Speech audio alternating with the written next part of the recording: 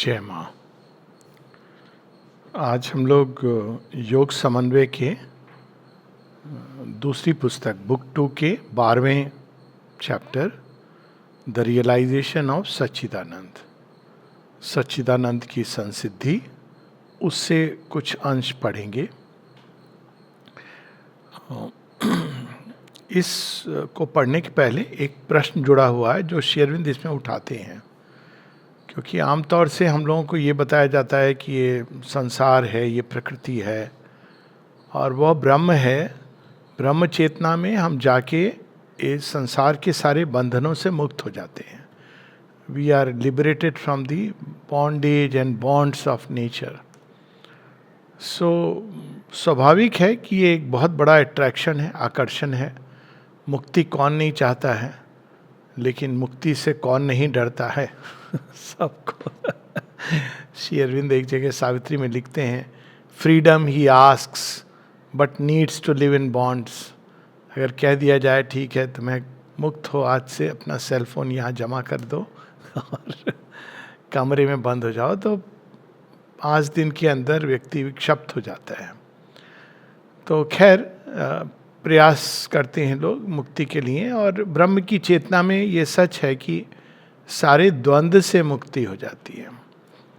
द्वंद्व यानी सुख दुख, अच्छा बुरा, जिसको हम लोग पुण्य पाप पुण्य कहते हैं, इन सब से मुक्ति हो जाती है। बड़ी सुंदर अवस्था है, बहुत शांति की अवस्था है।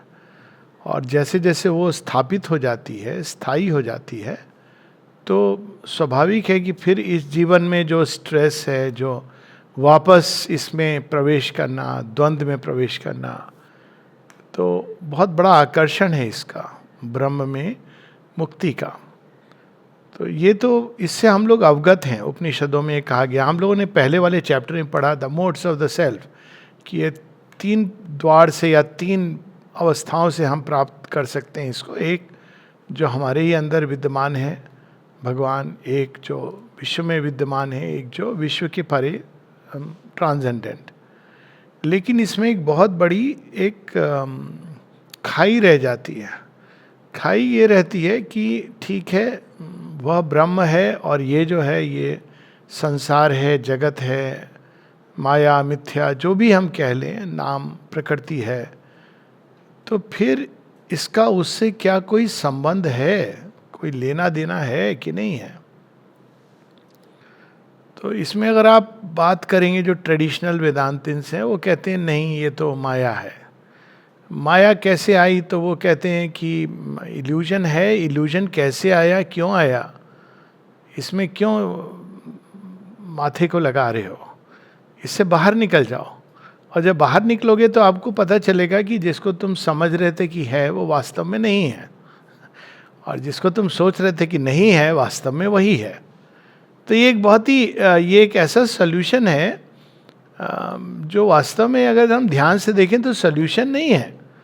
इसको अंग्रेजी में कहावत है कटिंग द गॉडियन नॉट। तो ये कहावत वहाँ से आई है कि एक बार अलक्षेंद्र ग्रीस से वो जाना चाहता था विश्व विजय पर।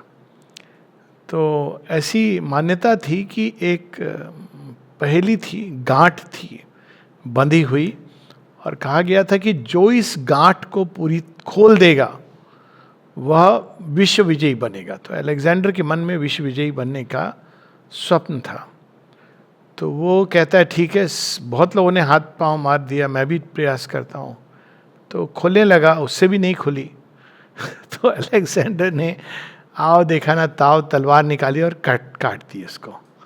तो उसको कहा जाता है कटिंग द गॉडियन नॉट, ये फ्रेज है। अब कटिंग द गॉडियन नॉट क्या हुई कि तुमने उसको गुत्थी को सुलझाई नहीं, काट दी। ये संसार है, इसको काट दिया तुमने, छोड़ दिया, फेंक दिया भगवान के पास या ब्रह्म चेतना में चले गए। तो यहाँ तक कहते हैं कि भगवान जितने भी हम संबंध रखते हैं सगुण से, ये सभी एक प्रकार से हमारे अज्ञान की ही उपज है। हालांकि उसको मना नहीं किया जाता है और उसका कारण है, हम लोग उसमें नहीं जाते हैं अभी। परंतु यह उत्तर रह जाता है अनुत्तरित कि हमारे जो हृदय में भावनाएं हैं, हमारे अंदर जो संकल्प है, जीवन की के अंदर जो प्रबल इच्छा है जीवित रहने की। तो ये सारी जो अंदर में हमारे विचार हैं, इन सब का कोई है सूत्र की नहीं है, ये अचानक प्रकट हुए, आपने काट दिया और चले गए। तो वहाँ पर सच्चिदानंद की बात होती है। सच्चिदानंद वह सूत्र है जो हमारी पर्सनालिटी में जो कुछ भी है उसका आधार ही नहीं है, उसका ओरिजिन भी वही है, मूल भी वही है। तो जब ये बात प्रकट होती है, जब ये बात समझ में आती है, तो वहीं से रूपांतरण का हमको पहला क्लू मिलता है। क्लू क्या मिलता है कि हम उसी की एक डिमिनिश्ड प्रतिकृति है। We are a diminished form, a diminished truth of something which is much greater, not only in terms of quantity but also quality। ना केवल एक वो क्वालिटी ही उसकी अलग है, लेकिन वहीं से ये निकला है। तो यदि यह सत्य है, जैसा कि आध्यात्मिक लाइन का एक अनुभव बताता है, दो अनुभव हैं, एक है जिसमें ब्रह्म में विलीन होना और ये संसार माया है, किंतु एक दूसरा अनुभव भी है जो अपने आप में वैलिड है कि माया और ब्रह्म के परे वे हैं जिन्होंने ब्रह्म और माया दोनों का अपने अंदर धारण किया हुआ है।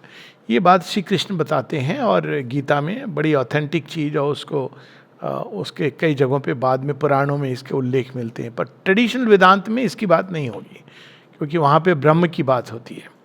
और ब्रह्म से ऐसा लगता है कोई आप फीचरलेस चीज़ में चले गए।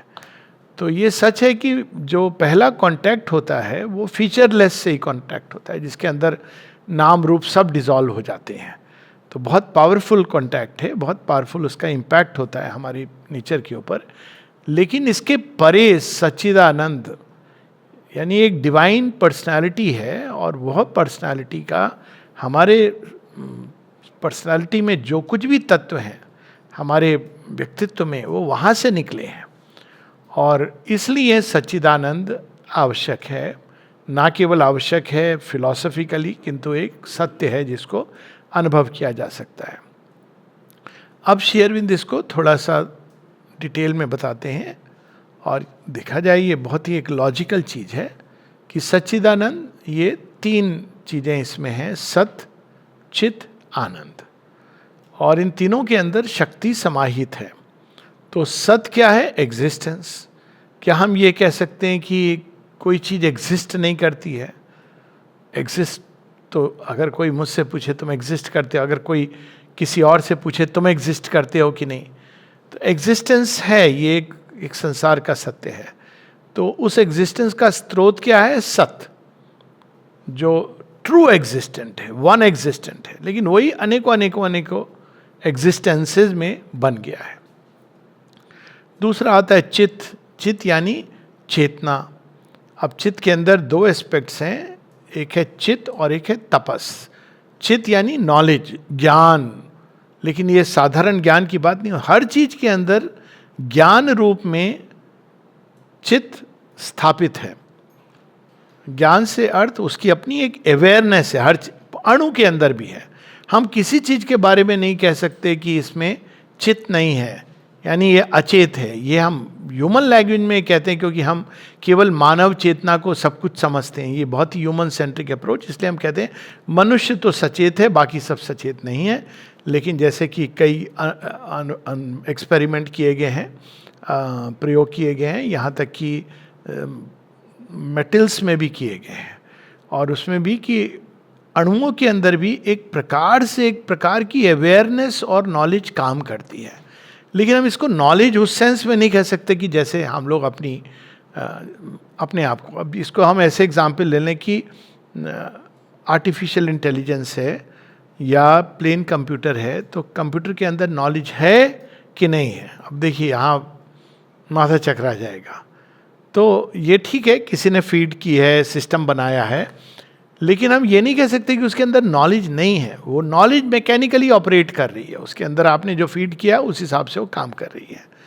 वो डिराइवेटिव नॉलेज लेकिन है उसके अंदर, और वो जितनी नॉलेज है जो उसके लिए उपयोगी है, तो हर चीज़ के अंदर उसकी जो प्रयोजन है, उसका जो स्थान है, उसके अनुसार से उसके अंदर ज्ञान कहीं ना कहीं भरा हुआ है। और ये हम देखते हैं पशु पक्षी प्लांट सब में देखते हैं। तो चित्त सर्वत्र है, और उसी प्रकार से तपस्या यानी फोर्स भी सर्वत्र है।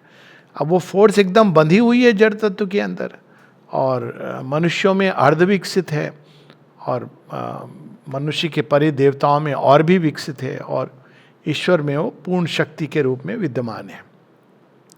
आनंद, आनंद भी सर्वत्र आनंद है। और यदि आनंद नहीं होता तो अगर हम जैसे जड़ जगत में भी जाते हैं, तो अगर हम थोड़ी देर वहाँ बैठें तो एक अलग प्रकार के जॉय की अनुभूति होती है। इवन जब हम किसी चीज़ को कहते हैं कि इसमें जॉय लेस है, यानी कि इसमें, तो वो कुछ देर के लिए एक प्रकार से उसके अंदर जो जॉय है वो अंदर में विलुप्त हो गया है। ऐसा नहीं कि वो समाप्त हो गया है। और ये हम लोग मानव जीवन में भी जानते हैं कि जब एक ऐसी अवस्था होती है जब कोई प्रकार की खुशी नहीं आ रही है, तो उसका कारण क्या है? ये नहीं कि खुशी अंदर नहीं है, उसकी संभावना खत्म हो गई है, नहीं, वो विलुप्त हो गई है। जैसे श्वेत रंग जब विलुप्त हो जाता है तो काला दिखाई देता है, लेकिन वास्तव में उसके अंदर लाइट है, जिसको हम कहते हैं प्रकाश नहीं है, ऐसी कोई भी चीज़ नहीं है। वैसे ही आनंद विलुप्त रहता है। तो सच्चिदानंद, ये चित तपस कह लें या ये ट्रिनिटी कह लें, सच्चिदानंद, तो ये सर्वत्र है। और इसी से हमारे ये जो 3 महान देवता निकले, उन्हीं से निकले सत्य, यानी अनंत सत्ता। तो अनंत सत्ता जिसमें से आप सब कुछ प्रकट कर सकते हैं, अनेकों अनेकों सत्ताएं हम बना सकते हैं, वो ब्रह्मा जी सारी सत्ताओं का निर्माण करते हैं। उसी प्रकार से चित, अनंत चेतना, वो चेतना जिसने सारी सृष्टि को एक सूत्र में बांधा हुआ है, वो है विष्णु। और अनंत आनंद वो कृष्ण है, और अनंत शक्ति या फोर्स ये शिव हैं। तो ये जो 4 प्रमुख हम देखते हैं डेटीज़, वहीं से निकले हैं। लेकिन यहाँ पर श्री अरविंद उन डेटीज़ की बात नहीं कर रहे हैं, पर चूंकि हम लोगों ने बात कर ली है, और इन्हीं की छाया निश्चेतना में मिलती है, इन्हीं 4 ओरिजिनल डेटी की। तो निश्चेतना में क्या है? वो सत बिल्कुल उसके ऐसे हो जाता है कि जैसे वो असद है, ऐसी अवस्था आती। इसको मानव चेतना से एग्जाम्पल से कंपेयर कर सकते हैं। कभी कभी मनुष्य को, इसको हम लोग बोलते हैं डीरियलाइजेशन, डिप्रेशन में ऐसा लगता है कि कुछ भी नहीं है। कभी कभी क्या कहते हैं हम, सब सुना लागे रे, सब सुना सुना लागे रे, सुना होने कुछ भी नहीं, खाली है, कुछ भी नहीं। ये हायर खाली नहीं है, लोअर वाला खाली है। मैं भी हूँ कि नहीं हूँ, संसार है कि नहीं है। तो वो एक ऐसी अवस्था है जिसमें ऐसा लगता है कि कुछ भी सत्य नहीं है, सब कुछ मिथ्या है। ये भी भाव आने लगता है कि ये जिसको हम कहते हैं कि ये चीज़ है, अगर आप बोलोगे ऐसे व्यक्ति को जो डिप्रेशन में है कि लेकिन तुम भी हो, संसार भी, ये कहेगा नहीं नहीं ये सब मिथ्या है, इट्स ऑल लाई। उसी तरह से चेतना की ऐसी व्यवस्था है जहाँ हम बिल्कुल जैसे संज्ञाहीन हो जाते हैं। मैं तो देखता हूँ मरीजों में, लेकिन मनुष्य कभी कभी ऐसी स्टेट में जा सकते हैं जहाँ सब संज्ञाहीन लगता है। अशक्ति की भी अवस्था है जहाँ आपको ये लगता है कि मैं क्या कर सकता हूँ, मेरा जीवन व्यर्थ है, मैं किसी काम का नहीं हूँ, कुछ भी नहीं कर सकता हूँ। और निरानंद की अवस्था है। तो इसी की जो छाया है वो निश्चेतना में है।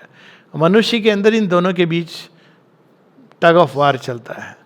जब सच्चिदानंद खींचते हैं और हम रिस्पॉन्ड करते हैं तो सब कुछ आनंद से भर जाता है। जब हम निश्चेतना की बात सुनते हैं, इसलिए भगवान ने 2 कान दिए हैं, एक से हम निश्चेतना को सुनते हैं, दूसरे से अति चेतन को सुनते हैं। तो जिसका पलड़ा भारी होता है उस तरह से हम जीवन को अनुभव करते हैं। परंतु मूल तो सच्चिदानंद है, मूल ये नहीं है, तो छाया है। और इसलिए मनुष्य की नियति है सच्चिदानंद के साथ एक होना। हमारी पर्सनालिटी के जितने भी भाग हैं, माइंड उस पूर्ण ज्ञान को प्राप्त कर सकता है। क्यों? क्योंकि माइंड उसी पूर्ण प्रज्ञा से, उसी चेतना का एक हल्का सा एक ड्रॉप है। उसी तरह हमारी जो अभी फिलहाल जो भी बल शक्ति है वो पूर्ण क्षमता को प्राप्त कर सकती है। जो हमारे अंदर सुख दुख है वो पूर्ण आनंद को प्राप्त कर सकता है।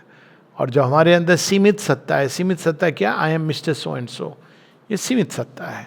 मैं ये शरीर हूँ, ये सीमित सत्ता है।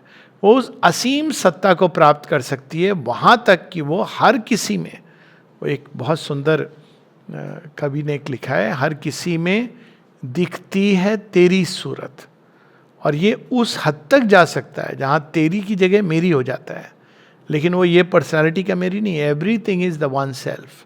तो ये सारी चीज़ें हैं इसमें श्री अरविंद जो हम लोगों को रिवील कर रहे हैं। चैप्टर 12, द रियलाइजेशन ऑफ सच्चिदानंद। अब पहले लेकिन एक चीज़ स्पष्ट करते हैं कि कई बार लोग कहते हैं ये योग इत्यादि, ये इसमें प्रैक्टिकल चीज़ जीवन है। अब पहले तो बता रहे हैं ये प्रैक्टिकल क्यों है, इवन जो ब्रह्म चेतना, मोड्स ऑफ सेल्फ, ये प्रैक्टिकल क्यों है, ये आवश्यकता क्या है इसकी। If the truth of our being is an infinite unity in which alone there is perfect wideness, light, knowledge, power, bliss. And if all our subjection to darkness, ignorance, weakness, sorrow, limitation comes of our viewing existence as a clash of infinitely multiple separate existences, then obviously it is the most practical and concrete and utilitarian as well as the most lofty and philosophical wisdom to find a means by which we can get away from the error and learn to live in the truth. तो ये क्या कह रहे हैं श्री अरविंद? कह रहे हैं कि देखो, कभी आपने अपनी उंगली से लड़ाई की है? कभी होता है ना, उंगली अचानक आँख में लग गई, या कॉमन एग्जाम्पल, अगर आपका दांत, जीभ दांत के बीच में आ जाए, कभी किसी ने अपने दांतों को मुक्का मार के तोड़ा है? हे दांत, तुम बड़े खराब हो, मेरे जीभ के ऊपर आगे चोट पहुंचाई, नहीं मोड़ा है, क्योंकि वो अपना है, दांत है ना। लेकिन किसी और का दांत हम लोग मार। अब ये क्यों है? क्योंकि ये पृथकत्व की चेतना है। तो पृथकत्व की चेतना में बहुत स्ट्रांग, और ये किस हद तक जा सकता है, सस्पिशन, पॉजिटिवनेस, जेलसी, फियर, वो कोई और है, मैं कोई और हूं, यह मेरा है, वो तो, इसी को तो अज्ञान कहते हैं। ज्ञान कोई कॉम्प्लिकेटेड चीज नहीं है। वह मेरा है, वो दूसरे ने के पास चला गया। अब यहाँ पहले बहुत अच्छी एक टेस्ट होता था, अब तो टेस्ट भगवान ने बंद कर दिया, अपग्रेड हो गया होगा, अब दूसरे लेवल पे होता है। टेस्ट क्या होता था कि अब तो चप्पलें उपलें पूरी प्रॉपर हो गई हैं, ऑर्गेनाइज। पहले डाइनिंग रूम से, कभी कभी आश्रम से एक आध जोड़ी चप्पल चली जाती थी, तो कुछ लोग का ये रिस्पॉन्स होता था, अरे यहाँ से भी चप्पल चली गई। भैया कोई ले गया, जरूरतमंद ले गया, बहुत जरूरत वाला ही चप्पल ले जाएगा इसमें प्रॉब्लम क्या है? एक बार तो हद ही हो गई, मेरी एक जोड़ी चप्पल चली गई, तो वही भाव से कि कोई ले गया, somebody needed it more, I came out very happy कि कोई ले गया जिसको जरूरत थी, खुशी भी हो रही है। अगले दिन मैं गया, मैंने देखा मेरी चप्पल पड़ी हुई है। अब कोई भूल से ले गया था, वो चप्पल पड़ी रह गई, पूरी रात रही, बारिश खूब हुई। मैंने कहा ये चप्पल तो बड़ी स्पेशल हो गई, मुझे यहाँ रहने को नहीं मिला, पूरी रात आश्रम के अंदर मेरी चप्पल को रहने को मिल गया। तो मैंने वो चप्पल बहुत संभाल के रखी, ये चप्पल तो आश्रम के अंदर रही पूरी रात। अब देखिए, सोचने की चीज होती है कि ये मेरी है तुम्हारा तो सांस भी नहीं है तुम्हारी और इसी भ्रांति में जब हम रहते हैं, देखिए भय होता है। We suffer because we constantly feel this is mine, this is mine, this mine. अब पहले कहाँ से सफरिंग होती है कि कोई इसको ले ना ले, अब कोई लेगा कि नहीं वो बात की बात है पर आपकी सफरिंग तो शुरू हो गई। उसके बाद वो चीज़ आपकी बड़ी प्रिय है, अब वो चीज़ में बदलाव तो आएगा, बदलाव क्यों आ रहा है? तो ये सारी जो पीड़ा होती है, ये आईनेस और माइनस के कारण है।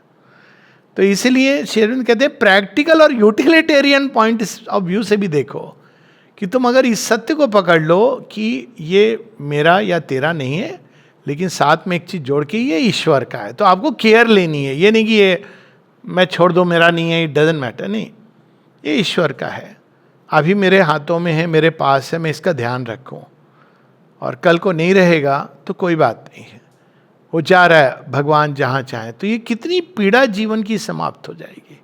वैसे ही जैसे हम कलह क्लेश अपने दांतों से नहीं करते, अगर जीव आ जाए हम कहते हैं हमको थोड़ा और कॉन्शियस होना है, वैसे ही हम किसी और के कुछ कहने पर, बोलने पर कलह क्लेश नहीं करेंगे। सो यहाँ कहते हैं पहली चीज।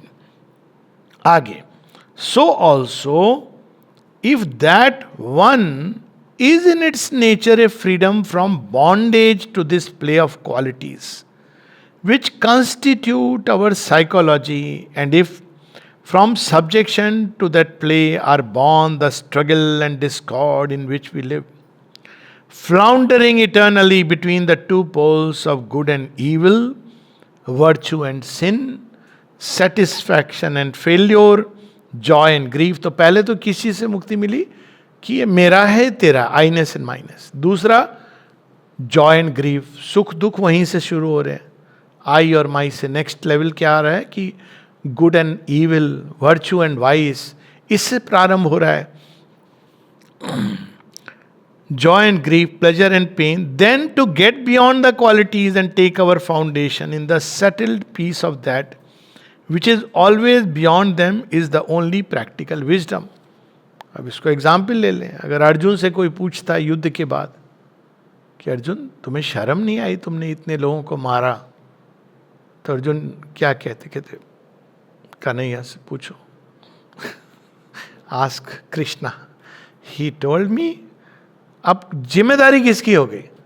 ये नहीं कि आप ईगो में एक्ट करेंगे तो आप कह सकते हैं, लेकिन अगर सच में आपने, तो आप कहोगे ना कि भाई देखो प्लीज ये क्वेश्चन का उत्तर तो वो देंगे. हाँ, मारा, ये बात सही है. तो जैसे जैसे हम अपनी चेतना में इस भाव से रहने लगते हैं, ये आप झुटला नहीं सकते. ये नहीं कि मैं अहम से मार के बोलूं मेरा कोई रोल नहीं, नहीं.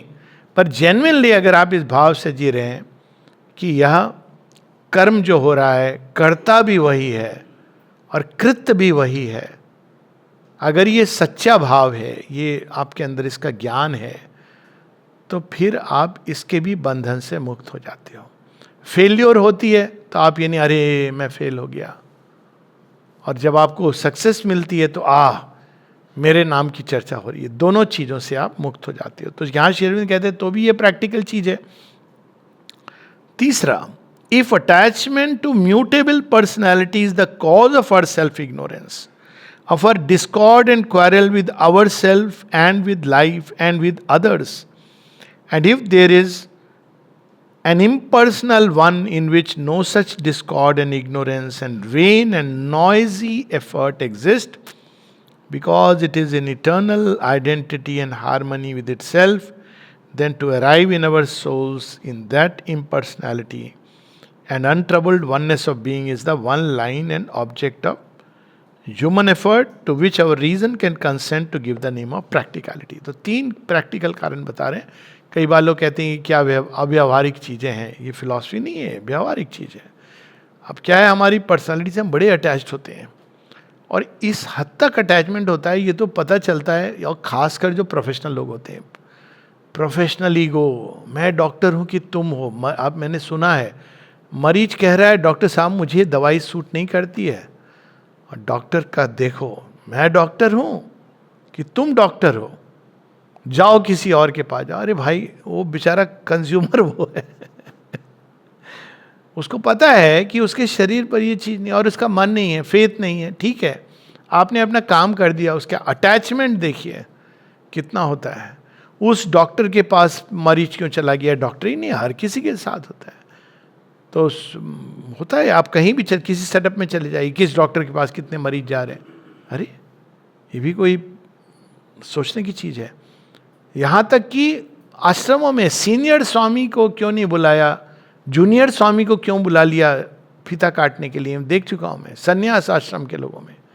तो अब वास्तव में ये क्या है? I am attach to my personality. तभी तो ये बात होगी ना. यदि मैं ये देखूं कि सबके अंदर भगवान काम कर रहे हैं तो क्या अंतर पड़ता है? तो ये सारी चीज़ें श्री अरविंद कहते हैं प्रैक्टिकल है. स्पिरिचुअलिटी, अध्यात्म ज्ञान प्रैक्टिकल है. अगर आपके पास चुनाव है कि या तो हम पीड़ा कष्ट सुख दुख में रहें, ना जाने कितने जन्म रहें, या हम इससे मुक्त होकर स्वतंत्र होकर रहें, तो this choice is given to us. इसलिए कह रहे हैं प्रैक्टिकल जो समझदार है वो तो यही चुनेगा. कई बार लोग कहते हैं, पूछते हैं, कह रहे डॉक्टर साहब आपने तो ये सब छोड़ दिया चले आए. मैंने कहा मैं तो बहुत समझदार आदमी हूँ. कैसे समझदार आदमी हूँ? मैंने कहा देखो वो बेकार की चीज़ें ज़िंदगी में छोड़ के कितने सुंदर आनंद की नगरी में आ गया। ये समझदारी है कि वो समझदारी है जिसमें रोज कलह, क्लेश, पीड़ा, कंपटीशन, एम्बिशन, महत्वाकांक्षा, अंधा फैलाव है? समझदारी तो ये है, आप अंत में जो मरीचिका के पीछे भाग रहे हो वो सत्य रूप में आपके अंदर में आ गई। अगर आपके अंदर आनंद आ गया तो आप सुख दुख के पीछे क्यों भागोगे? तो यहां पर शेरविंद प्रैक्टिकल की बात। लेकिन अब वो बात आती है जिसकी हम लोगों ने बात की कि ये तो ठीक है, योगा ऑफ नॉलेज पहले आपको ले जाता है इस ओर, ब्रह्म के रियलाइजेशन के साथ। लेकिन अब ये बात होती है पेज 385 पर, the knowledge that finds the true secret of multiplicity, personality, quality, play of relations must show a some real oneness in essence of being. तो ये जो था कि फिर पर्सनालिटी का जो ये प्ले था, ये क्या था? इसके पीछे भी कोई सत्य है कि नहीं है? मेरे हृदय में प्रेम उपजा, अटैचमेंट से तो पीड़ा हुई, लेकिन क्या प्रेम भी सत्य नहीं है? एक बड़ी सुंदर एक श्री अरविंद की वाणी है, सिंथेसिस ऑफ योग में ही है। मेरा तो वो एक यार्डस्टिक है, कई बार पूछते भी हैं लोग कि रिलेशंस को कैसे मैनेज किया जाता है, क्योंकि उनको ये लगता है कि साधना अलग है, रिलेशन अलग है। तो मैंने कहा ये तुमने डिवाइड क्यों किया हुआ है? तो अगर सच में साधक हो तो जीवन की सभी गतिविधियों में तुमको साधना को ढूंढनी है। तो पूछते हैं कैसे? मेरा उत्तर है देखो, attachment is egoism in love. प्रेम को रखो, अटैचमेंट हटा दो, बस एक साथ में रखो छुरी। अटैचमेंट क्या होता है? मेरे लिए। आप किसी को उसके लिए प्रेम नहीं कर रहे हो, अपने फायदे के लिए प्रेम कर रहे हो, तो प्रेम है ही नहीं। वो तो आप कह रहे हो प्रेम है, दूसरा भी मूर्ख बन रहा है, आप भी मूर्ख बना रहे हो। प्रेम तो कभी अपने लाभ के लिए नहीं होता है, वो तो व्यापार हो गया। तो जिस दिन ये बात समझ आ जाती है उस दिन प्रेम ही प्रेम है। और संबंध के पीछे क्या आधार है? चाहे आप पेड़ पौधे, पशु पक्षी, मनुष्य, देवता, ईश्वर से संबंध का जो आधार है वो प्रेम है, अटैचमेंट नहीं है। ईश्वर से भी हम अटैच हो सकते हैं, हमको क्या फायदा होगा, हमको क्या देंगे, भगवान से हमको क्या मिलेगा। तो कई लोग हैं जो बड़े डिस्टर्ब हो जाते हैं, पूछते हैं माँ से हमने ये मांगा था, हमको क्यों नहीं मिला? मैंने कहा पूछना पड़ता है किस अधिकार से मांगा था। दूसरा है कि वो सर्वज्ञ है, वो दे ना दे उनकी मौज है। अगर आप मानते हो कि वो माँ हैं, सर्वज्ञ हैं, तो आपको ये समझना चाहिए अगर उन्होंने नहीं दिया है तो कुछ आपका शुभ सोचा है। हम तो नहीं जानते कि हमारे अंदर क्या अच्छा है बुरा है, लेकिन अगर माँ नहीं दे रही हैं तो उस डिनायल में भी उनका प्रेम और उनकी विजडम को देखना है। तो देखिए अपने आप ईश्वर के संबंध में भी अगर अटैचमेंट लाओगे, उसमें भी मेरा गुरु, अब देखिए मारा काटी होती है इस सारे संसार में, मेरा गुरु बड़ा या तेरा गुरु बड़ा, दोनों गुरु अगर वहाँ मिल रहे होंगे माथा पकड़ के बैठ रहे होंगे, यार इनको कौन समझाए, मेरा पूरा जीवन व्यर्थ गया। मैं तो इनको लिबरेट करने आया था, इन्होंने मेरे ज्ञान को एक सेक्ट और कल्ट और रिलीजन और फंडामेंटलिज्म में बदल दिया। तो one has to be so careful. शेरविंद कहते हैं सिंथेसिस ऑफ योग में कि कभी भी इस योग में चलने वाला व्यक्ति ये नहीं है माई गुरु, माई दिस थिंग, माई अवतार, माई गॉड। आपके लिए वो सब कुछ है, यस, लेकिन अगर आप कन्वर्शन करना प्रारंभ करोगे वो उचित नहीं है, क्योंकि भगवान तो अनंत है, हर किसी को अपने अपने ढंग से लेके जा रहे हैं। For you he is supreme, but you are not here to convince others. उसके लिए सुप्रीम ने कोई और हो सकता है, उसके लिए सुप्रीम। एक बार मुझे बहुत आश्चर्य हुआ था, बाद में माता जी ने ये सब बातें धीरे धीरे बताई। दिल्ली में कोई किसी के घर में गया, बड़ा वो सोच के कि स्पिरिचुअली इंक्लाइंड है, अब उस घर में जो उनके पापा जी थे उनको ही वो भगवान मान रहे थे, तो सब बैठ गए। अब मुझे तो जरा अटपटा सा लगा कि कहाँ ले आए मुझे। उनके अंदर जितनी भी उनकी समझ थी, अब लेकिन इनको लग रहा था कि ये भगवान है। अब ठीक है, अब मेरा काम क्या है, मैं ये थोड़ी उनको आप कैसे भगवान हो, मेरे ठीक है तुम्हारे भगवान है, इट्स ओके, आपकी सीमा, आपकी आवश्यकता के अनुसार भगवान आए हैं, नथिंग रॉन्ग। मे भी आपके लिए वही भगवान है, वो आपको आपकी जो जितनी समझ है, जितनी वो है, और भगवान एक्ट करते हैं। सबसे इंटरेस्टिंग बात ये है, यही तो श्री कृष्ण गीता में कहते हैं कि जिस जिस रूप में श्रद्धा रखता है उसको मैं दृढ़ करता जाता हूँ। तो वो तो बल्कि कोई उनका नाम नहीं, कुछ कोई नहीं जानता, पर वो लोग जो थे उनके आसपास जो लोग बैठे हुए थे, तो मैं अंदर अंदर बहुत हंस रहा था कि मेरे बाबूजी को भी सब लोग भगवान मानते थे हमारे मोहल्ले में और गांव में इस थोड़ी भगवान हो गए, लेकिन ठीक है, for you he is God, it's perfectly fine. तो इस तरह से हम लोगों को ये हमारी जो पर्सनैलिटी है, अब यहां बड़ी इंटरेस्टिंग चीज है, the knowledge that leaves a yawning gulf between the two, between the impersonal and the personality, can be no ultimate knowledge. इसीलिए सावित्री में अल्टीमेट नॉलेज का वर्णन है, हाईएस्ट नॉलेज क्या है, in which the God and world become true and one. और इसीलिए ultimate freedom का क्या लक्षण है, even in bonds you are free. अगर आपको जंगल जाना है, कई बार लोग बोलते हैं अरे इन्होंने बड़े निर्जन स्थान पे तपस्या की, मुझे तो हिरण्याक्ष और हिरण्यकश्यप याद आते हैं, वो बड़े निर्जन स्थान पे शुक्राचार्य ले गए थे तपस्या करवाने, या उन्होंने पहाड़ पर जाके तपस्या की।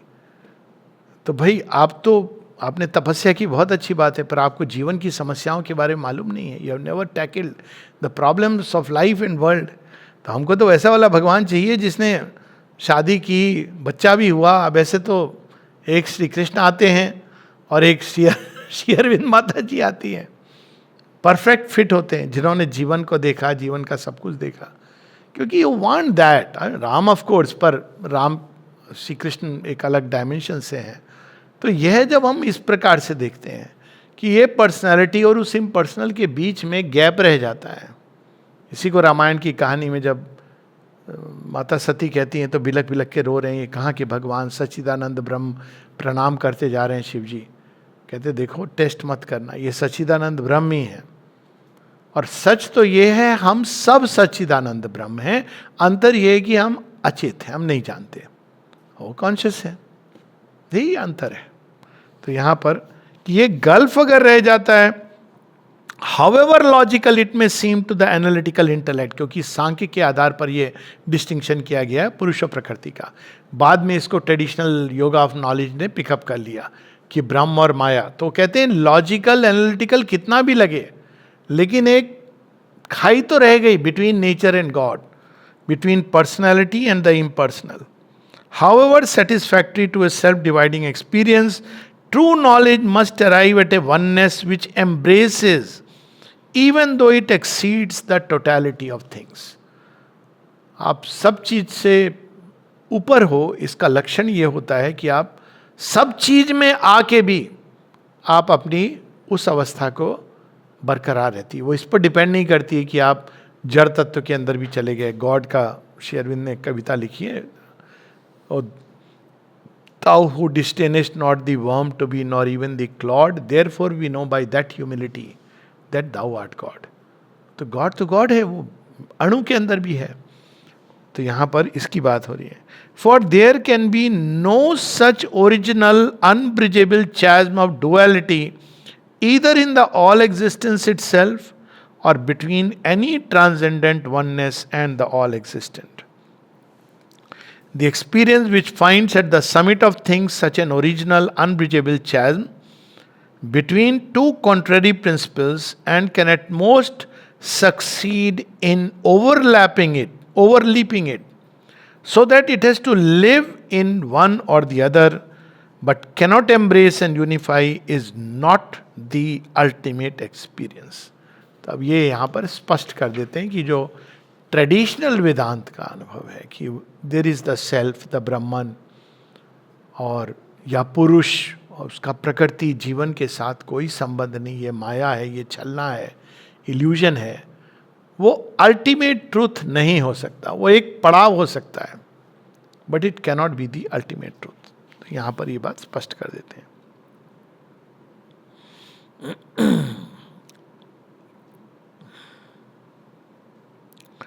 अब चूंकि वो प्रैग्मेटिज्म की बात कर रहे हैं, इसलिए वो कहते हैं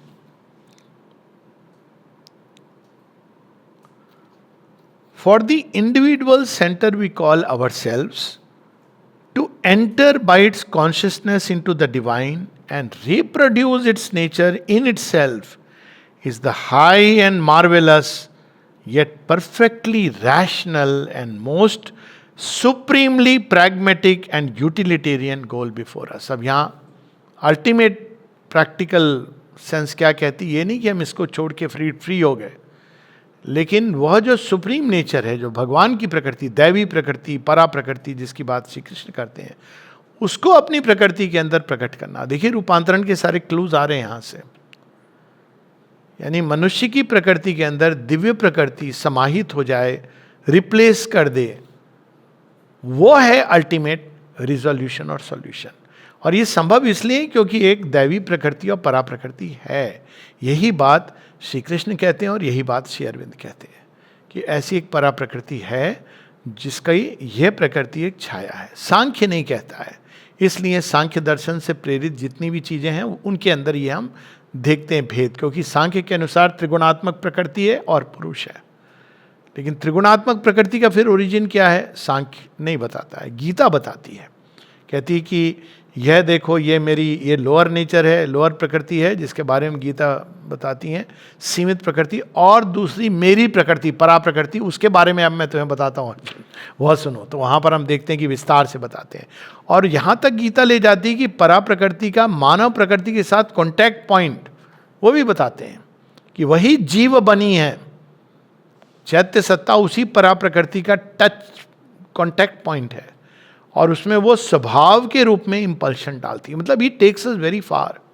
उसके बाद वास्तव में transformation is the only thing left. इसलिए गीता का योग अगर कोई सच में ध्यान से देखे और प्रैक्टिस करे तो तैयार कर देता है हम लोगों को रूपांतरण के लिए. रूपांतरण की बात नहीं है गीता में, लेकिन काफ़ी दूर तक. In fact all this opposite terms are merely general conditions for the manifestation of conscious being in that transcendent who is always one, not only behind but within all conditions, however apparently opposite.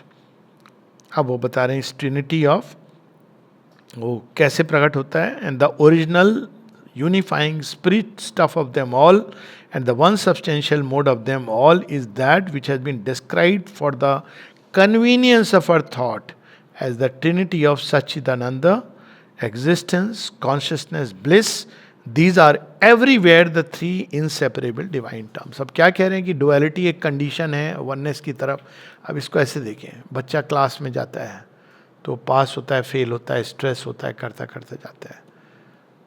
अंत में जब वो मान लीजिए कोई scientist बन गया, nuclear scientist, अब क्या है, वो पास फेल बिकम इरेलेवेंट. अब वो एक शुद्ध ज्ञान के क्षेत्र में चला गया है. अब वो ज्ञान से और बृहद ज्ञान की ओर जा रहा है. मानव संबंध में भी ये अप्लाई करता है. इस पर बहुत इंटरेस्टिंग स्टडी हुई है. कहते हैं कि पहले कुछ वर्षों में कहते हैं ना सभांकी डोरी होता है, सब बड़ा अच्छा होता है. फिर लड़ाई झगड़ा शुरू होता है, 2 साल 5 साल 7 साल वॉट एवर. फिर एक पीरियड और मान लीजिए 7 साल का समझ लीजिए जिसमें लड़ाई झगड़ा चलता है. फिर और 7 साल ऐड कर दीजिए जिसमें आप वो देख रहे हो लेकिन देखना नहीं चाह रहे हो. अगर आप ये 20 साल क्रॉस कर जाएंगे जिसमें कुछ भी हो सकता है, स्टडीज हैं एक्चुअल, मतलब जिसमें अफेयर्स वेयर सब हो जाते हैं, उसके बाद जो संबंध होता है उसके अंदर एक प्रेम की अलग मिठास होती है. क्यों? अरे जानते हैं हम ये, अरे ये ऐसे ही हैं, कोई बात नहीं है. अब देखिए कहाँ गया वो संबंध, अब प्रेम में चेंज हो गया.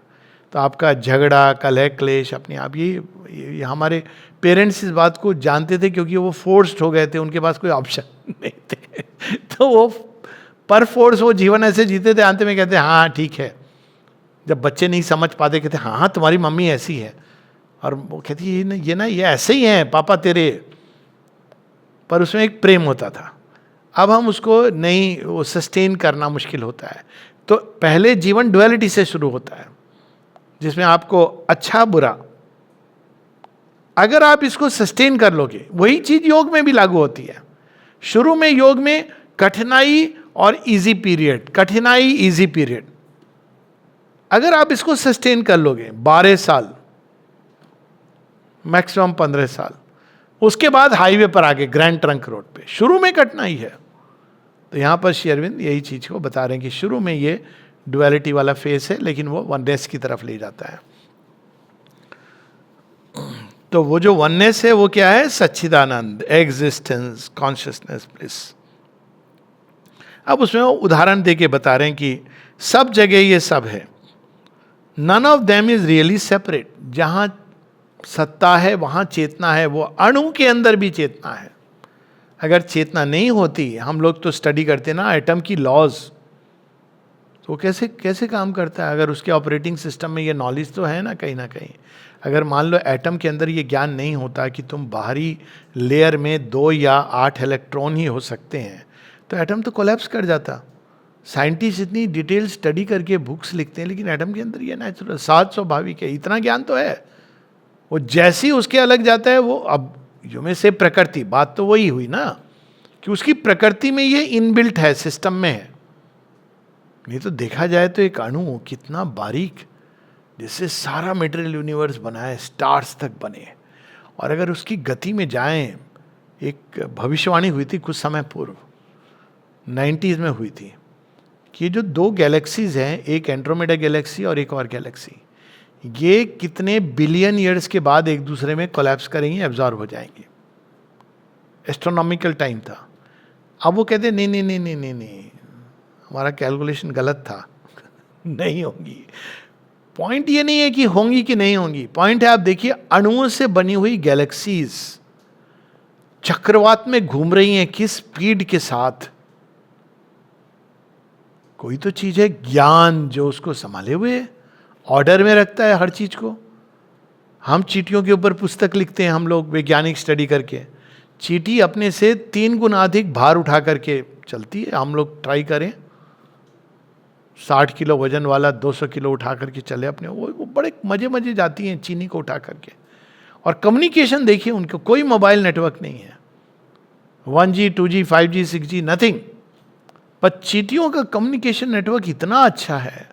मैंने तो अनुभव से सीखा है कि मेरे बेड पर अगर एक दाना गिर जाए गलती से, रात को पता नहीं कहाँ से आती हैं, कैसे आती हैं, गंगा आए कहाँ से, गंगा जाए कहाँ रे, और वो नहीं पता चलता है। एक आएगी कहीं और, दूसरी आएगी, तीसरी आएगी, वो कैसे वो कम्युनिकेट करती हैं, don't know. They come, they find a way. तो ये जो ज्ञान उनके अंदर है, एक बीज के अंदर ज्ञान है कि उसको यही वाला वृक्ष बनना है। सो जहां एग्जिस्टेंस है वहां चित्त है, ये शेरविंद बता रहे हैं। हाँ, वो चित्त यानी चेतना वैसी नहीं है जैसी हमारी है। हमको लगता है कि प्लांट तो सोचता नहीं है, पहले तो हमारे पास कोई इसका कन्विंसिंग प्रूफ नहीं है कि सोचता नहीं है, पर चलो मान लेते कि नहीं सोचता है, महसूस करता है। परंतु कहीं ना कहीं उसके अंदर कोई ऑपरेटिंग सिस्टम तो है, चेतना है। और अब तो इसके रिसर्चेज हैं कि they respond. What we call unconsciousness is simply other consciousness. जैसे कोई व्यक्ति एनेस्थीसिया में कहते ना अनकॉन्शियस हो गया, वो व्यक्ति पता नहीं सुन रहा है। डॉक्टर लोगों की बहुत बुरी आदत होती है, सर्जन की, मैंने तो देखा हुआ है, मरीज को काट रहे हैं वहाँ गप मार रहे हैं। मुझे तो पहले शॉक लगता था। अब 8-8 घंटे का ऑपरेशन हो रहा है, आपस में बात कर रहे हैं कि ब्रेकफास्ट में क्या किया। वो कह रहा है हम तो पराठे खा के आए, कि हाँ एक्चुअल बता रहा हूँ आपको। अब सोचो मरीज के अंदर क्या हो रहा होगा, कहीं ना कहीं वो कुछ रिसीव कर रहा है। एक बार मैंने देखा एक व्यक्ति अचेत है, जिसके सामने आके एक डॉक्टर ने कहा ये तो बचेगा नहीं ज़्यादा दिन। अल्कोहलिक था, सबको पता था ये बचने वाला नहीं है। अचानक पता नहीं क्या हुआ, वो जाग गया, कहता है डॉक्टर साहब ऐसा मत बोलिए, doctor please don't say this. फिर गिर गया, फिर बेहोश हो गया, और सच में 2 दिन में चला भी गया। तो ये जो हम कहते हैं अचेत है, इस पर एक्सपेरिमेंट्स हुए, निमांस में भी हुए। There is nothing which is fully unconscious. इसीलिए ये जो यूथेनेसिया ये सब की भाई ये तो इसको तो पता नहीं। कई बार लोग कहते हैं ना व्यक्ति की पीड़ा, इसलिए उसको डॉक्टर को यूथेनेसिया। भैया व्यक्ति को नहीं हो रही है, तुमको हो रही है, रिश्तेदारों को, तो वो एक अलग बात है।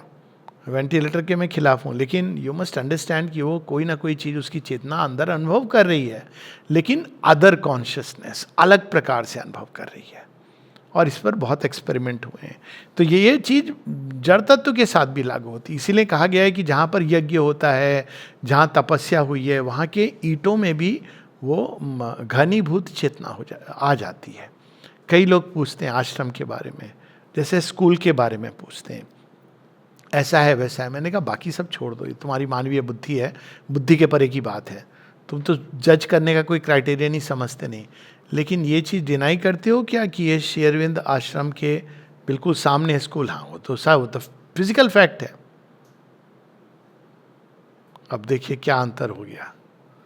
श्री अरविंद माता जी की तपोस्थली में आप श्वास ले रहे हो, ग्रो कर रहे हो, ये ईट इट में बसी हुई है यहाँ की। माता जी ने इसको कहा भी है, you cannot be here without breathing my atmosphere.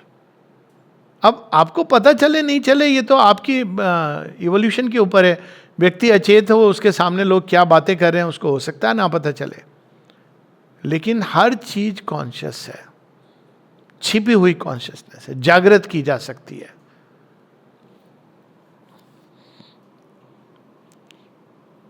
It is the going in of this surface wave of our mental awareness of outer objects into our subliminal self-awareness and into our awareness too of other planes of existence. We are really no more unconscious when we are asleep or stunned or drugged or dead or in any other state than when we are plunged in inner thought oblivious of our physical selves and our surroundings.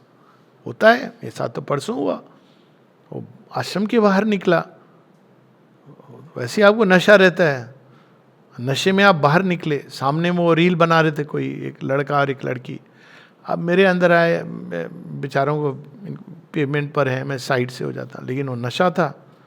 तो payment पर मैं पाँव रखने गया तो वो मुंडेर पर पाँव लगा तो फटाक से गिरा। तो वो लोग तो एग्जाम क्या हो गया, मैंने कहा नहीं रील बनाओ, ठीक हो हल्की फुल्की, क्योंकि हम लोग के तो ये मान्यता है ना, कोई बड़ी चीज होने वाली थी छोटे में टाल दी।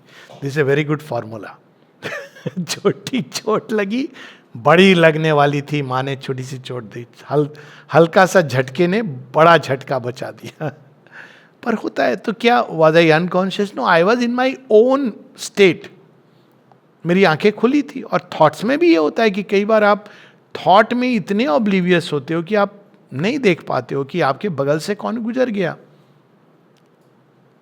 तो ये उसमें क्या आप अनकॉन्शियस थे? नहीं थे। आपकी चेतना सरफेस पे आती है, जिसको हम कहते हैं मेंटल अवेयरनेस, अंदर चली गई, सबलिमिनल अवेयरनेस बहुत गहराई में चली गई, तो सच्चिदानंद के साथ एक हो गई अवेयरनेस। तो ये है वही कॉन्शियसनेस, लेकिन वो खेल खेलती है। ऊपर में वेव्स तो आपको दिखती है, कह देते हैं हम कि समुद्र नहीं, वेव ज़्यादा हैं तो हम कहते हैं शांत है। अंदर जाओ, पूछो समुद्र कितना शांत है, पता चलेगा कितना शांत है। तो ये उसी प्रकार से आगे कहते हैं, it is more difficult to realise that existence and undelight of existence cannot go together. क्योंकि अब कहते हैं चेतना जहां सत्ता है वहां चेतना है, ये तो QED प्रूफ हो गया। अब आनंद के बारे में थोड़ी कठिनाई आती है, क्योंकि आनंद हम जैसे हम समझते हैं, what we call misery, grief, pain, absence of delight is again merely a surface wave of the delight of existence, which takes on to our mental experience these apparently opposite tints because of a certain trick of false reception in our divided being. अब ये क्या कह रहे हैं? ये मेरी प्रिय चीज है, बड़ा आनंद आ रहा है, ये मेरी प्रिय चीज है, बड़ा आनंद आ रहा है, चली गई। अब क्या हुआ? दुख हुआ। अब देखिए बड़ी इंटरेस्टिंग है, ट्रिक क्या है यहां। चीज में अभी भी वही आनंद है, लेकिन आपने मेरी चीज है यहां पर यह समस्या हो रही है। अगर यही चीज आप पहाड़ घूम के आएंगे, कितने समय तक उसका आनंद आपकी स्मृति में रहता है? पिक्चर देखते हो, अरे वाह, ये लद्दाख में हम भी गए थे, क्या माउंटेन्स हैं वहाँ, ग्रीन है, ब्लू है। मुझे तो अभी भी याद करूं बड़ा जॉय है वो, अब because you that delight is inherent in the existence. लेकिन ट्रिक क्या होती है? मेरी है, वहां प्रॉब्लम शुरू हो गई। वरना अगर किसी, इसलिए कहते हैं किसी को अगर प्रेम करते हो या जॉय, तो सदैव रहता है, वो कैसे जा सकता है? लेकिन ट्रिक क्या होती है? False reception, false understanding. तो सरफेस पे सुख दुख का खेल होता है, लेकिन अंदर में हम चले जाएं तो देयर इज ओनली ब्लिस, हर चीज के अंदर। इसलिए दुकान पे जाते हैं जब तक ये कि अरे ये साड़ी कितनी अच्छी है, ये ड्रेस कितनी अच्छी है। विंडो शॉपिंग ना डिप्रेशन का एक पक्का इलाज।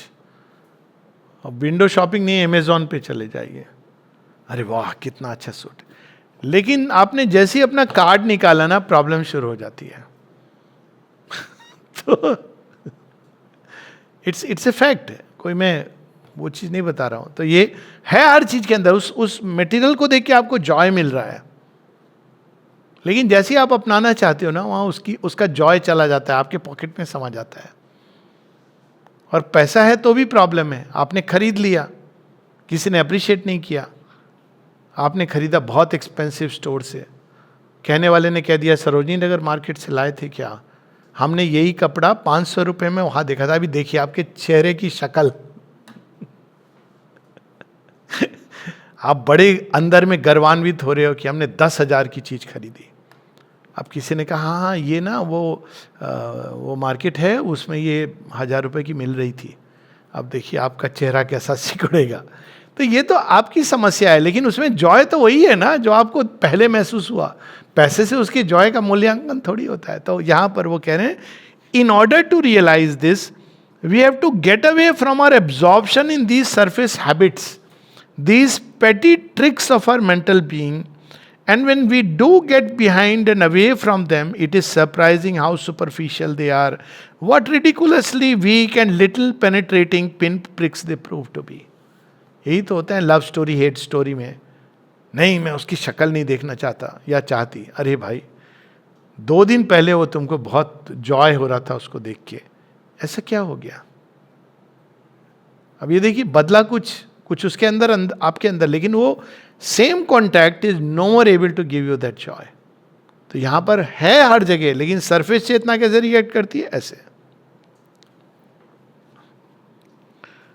तो अब फिर वो बताते हैं कि जैसे चित्त सर्वत्र है, जैसे एग्जिस्टेंस सर्वत्र है, वैसे ही आनंद सर्वत्र है, लेकिन ये हायरार्किकली जड़ तत्व से मनुष्य तक वो अपने को अनफोल्ड करता है। सत्ता ज़्यादा सक्षम होती है और चेतना को अभिव्यक्त करने के लिए और आनंद को अलग रूप से प्रकट करने के लिए। पशु का आनंद केवल भोजन में है, मैथुन में है, और मनुष्य थोड़ी बहुत किल्लोल भी करते हैं। और मनुष्य का आनंद पोइट्री में है, म्यूज़िक में है, एक सुंदर फिलॉसफिकल बुक पढ़ने में, एक सिनेमा में है, बातचीत में। देवताओं का आनंद शांति में है, सौम्यता में है, कर्म में है। देखिए आनंद है, मनुष्य लास्ट लिमिट नहीं है। तो मनुष्य के ऊपर भी सत्ताएं हैं, ऊपर भी चेतना की अवस्थाएं हैं, और उसके ऊपर भी आनंद की अवस्थाएं हैं। ये शेरविन यहाँ एक लंबे पैसेज में कि this evolution is really a manifestation, and just as we have in us these subnormal selves and subhuman planes, so are there in us above our mental being supernormal and superhuman planes. There is above the mind, as the old Vedic sages discovered, a truth plane, a plane of self-luminous, self-effective ideas. There is no seeking, but rather natural possession, no conflict or separation between will and reason, instinct and impulse, desire and experience. आपने छल्ला अंगूठी का एक उंगली से निकाला, दूसरे में पहना, आपको तो लॉस का आभास नहीं हो रहा है, आपका जॉय मल्टीप्लाई हुआ। लेकिन आपने जिस चीज को समझा मेरा है, वो कहीं और चली गई। तो यहाँ सेल्फ पोजीशन है, हर चीज जब आपकी है, आप उसमें हो, तो ये सेंस चला जाता है। दूसरा भी जॉय ले रहा है तो उसमें भी आपको जॉय आता है, मल्टीप्लाई कर जाता है वो जॉय। तो हमारी चेतना की अवस्थाएं हैं इसके ऊपर। There will and knowledge and sensation and all the rest of our faculties, powers, modes of experience are not merely harmonious, concomitant, unified, but are one being of consciousness and power of consciousness. तो अति चेतन एक अवस्था है जिसमें आप विभक्ति नहीं है। अभी हमारे थॉट में, फीलिंग में, विल में, सब में आपस में सामंजस्य नहीं है, हार्मनी नहीं है, लेकिन वहाँ पर कंप्लीट हार्मनी है, पूर्ण सामंजस्य है। तो जो देखा जाता है वही कृत्य होता है। इसलिए वहाँ कभी आप नहीं सुनेंगे कि डिवाइन और शक्ति के ये दो प्रकार, एक जहाँ पर कोई वाद संवाद नहीं है, विवाद भी नहीं है, क्योंकि वो दोनों एक दूसरे को परफेक्टली समझ रहे हैं। जो नॉलेज है वही विल एक्सिक्यूट करेगी, वो है सुप्रामेंटल। और उसके नीचे आप देखेंगे कि वाद विवाद संवाद शुरू होता है। तो अब यही संबंध शिव जी का, जब माता सती के साथ ये क्वेश्चनिंग अविद्यामयी, माता सीता के साथ भी वही, जब माता सीता श्री राम से प्रश्न करती हैं और बाद में लक्ष्मण, तो वहाँ पर अविद्या का प्रारंभ होता है। Otherwise there is perfect harmony, there is no disharmony. इसका परफेक्ट उदाहरण हम श्री अरविंद के जीवन में देखते हैं। इसलिए जब किसी ने पूछा कि आश्रम में कोई परफेक्ट सरेंडर का उदाहरण बताओ, उन्होंने कहा 2 साधक हैं जिनमें परफेक्ट सरेंडर है। कहा कौन? कहा पास आओ। जोर से नहीं बता सकते साधकों के नाम। पास में गया व्यक्ति, कौन? कहते हैं the mother to Shri Aurobindo and Shri Aurobindo to the mother. Absolutely no questions. ये चीज, और कभी अगर कोई साधक कहता था कि सर आपने तो ऐसा आप कह रहे थे लेकिन माँ ने ऐसा कहा, ओके देन माँ ने जो कहा है दैट्स। माँ से कोई कहता था कि श्री अरविंद ने ऐसा, ओके श्री अरविंद ने कहा है दैट्स परफेक्ट। ऐसा कोई सिंगल एग्जाम्पल मैं स्पिरिचुअल हिस्ट्री में मैनकाइंड के नहीं पाता हूं। श्री कृष्ण और रुक्मणी के बीच में भी, सत्यभामा के बीच में अनबन होती थी, और अर्जुन की तो बात ही क्या करें हम बेचारे। लेकिन श्री अरविंद के बीच सच ए परफेक्ट, जो श्री अरविंद ने कहा वो उनके लिए आदेश है, जो माँ ने कहा वो श्री अरविंद के लिए स्वीकृति है। तो ये जो है वो सुपरामेंटल एक्शन है।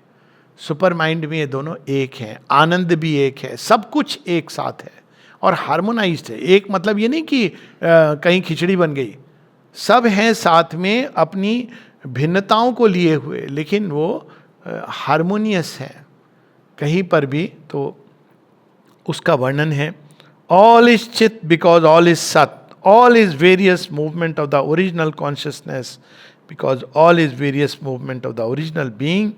When we find, see or know Chit, we find also that its essence is Ananda or delight of a self-existence. The divine, whether it manifests itself in all quality or in no quality, सर्वगुण या निर्गुण, in personality or impersonality, in the one absorbing the many or in the one manifesting its essential multiplicity, is always in possession of self bliss and all bliss, because it is always Satchidanand. यही अनुभव लोगों को माँ श्री अरविंद के साथ होता था। अलग अलग लोग, भिन्न प्रकृति के लोग, very different in every way of thinking. But when they come and meet mother and go back, they all feel heightened, greatened. ये ब्यूटी है, क्योंकि वो सबके अंदर वो मैनीफोल्ड आनंद है। और अंत में the individual soul does not possess this true nature of itself or realize this true nature of its experience, because it separates itself both from the essential and the universal and identifies itself with the separate accidents, with the unessential form and mode, and with the separate aspect and vehicle. Thus it takes its mind, body, life stream for its essential self. तो ये भूल कहाँ होती है?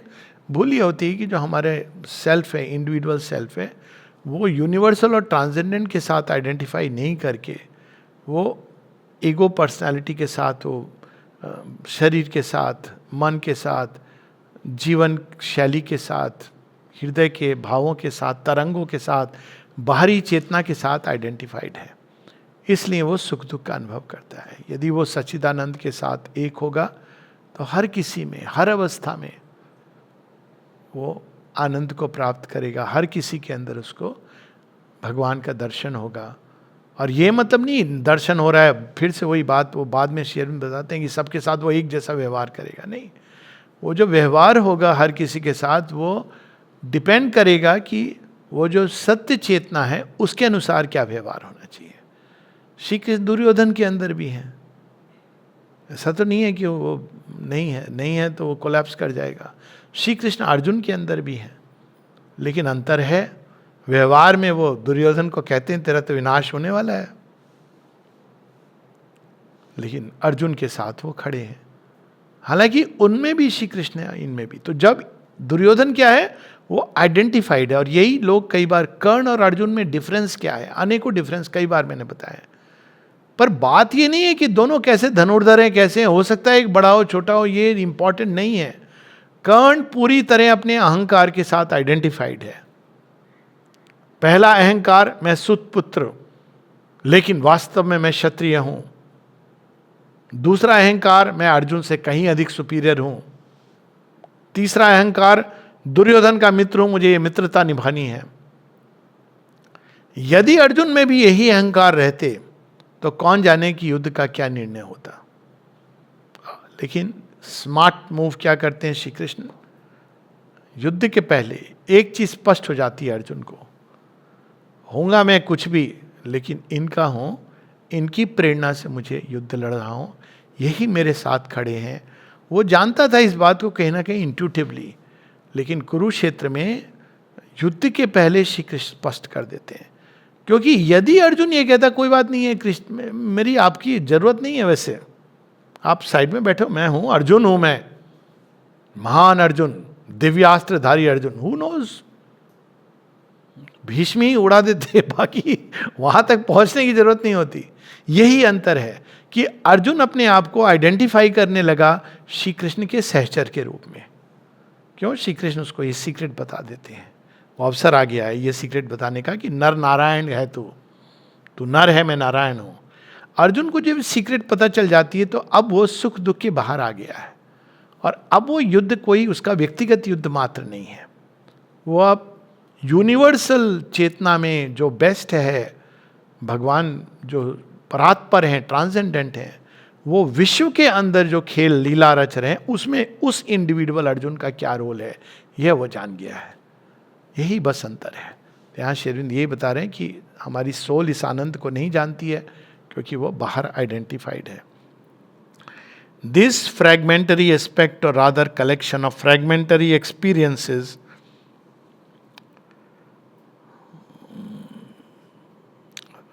it combines around an artificial center of mental experience, the mental ego, and calls that itself, and it serves this ego and lives for its sake instead of living for the sake of that something greater and beyond, of which all aspects, even the widest and most general, are partial manifestations.